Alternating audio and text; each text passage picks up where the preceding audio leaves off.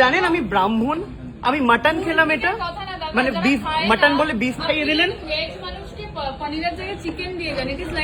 আপনার কি রিলিজিয়ান কি? আপনার হিন্দু না মুসলিম? আপনি মুসলিম। আপনাকে শুয়োর খাওয়াই জোর করে খেয়ে নেবেন আপনি? তাহলে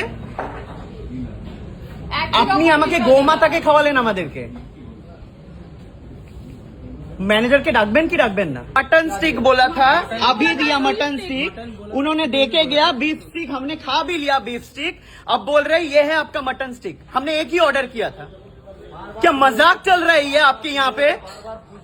बोल के रखता है जो समझ में नहीं आएगा तो और देने पे एक इंसान बोल के क्यों नहीं गया कि बीफ स्टिक है?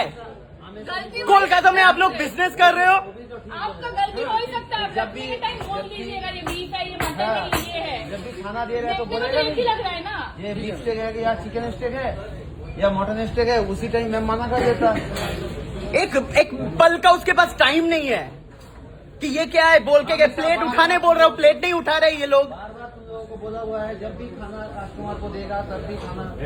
অযথা একটা ধর্মকে আর একটা ধর্মের মানুষ যখন অপমান করে না, তখন অন্য ধর্মের সেই ধর্মের মানুষগুলোর রক্তে কিন্তু আগুন জ্বলে যায়। ঠিক তাই, এরকম ধরনের কার্যকলাপ করে কোনো দিন একটা হিন্দুকে মুসলমান করা যায় না, বা একটা মুসলমানকে হিন্দু বানানোও যাবে না।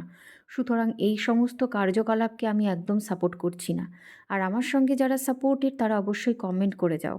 একটা কথাই বলবো, যে যেটা রেস্টুরেন্টে গিয়ে চায় তাকে সেটাই দেওয়া উচিত। আর এই সমস্ত দুর্নীতি বা নোংরা পুরুষ বা নোংরা মানুষদের যারা জবে রেখেছে, সেই সমস্ত জব থেকে তাদেরকে ছুঁড়ে ফেলে দেওয়াটাই একমাত্র দরকার। এমন করতে হবে যেন সে কোনো জায়গায় জব নাই পায়। এটা যত তাড়াতাড়ি সম্ভব আমাদের সরকার নতুন এসে যেন এটা গড়ে তোলে, কারণ এই সমস্ত নোংরা বদমাশ পুরুষের জন্যই আজকে আমাদের রাজ্যটা ধূলিসাৎ হতে শুরু করেছে।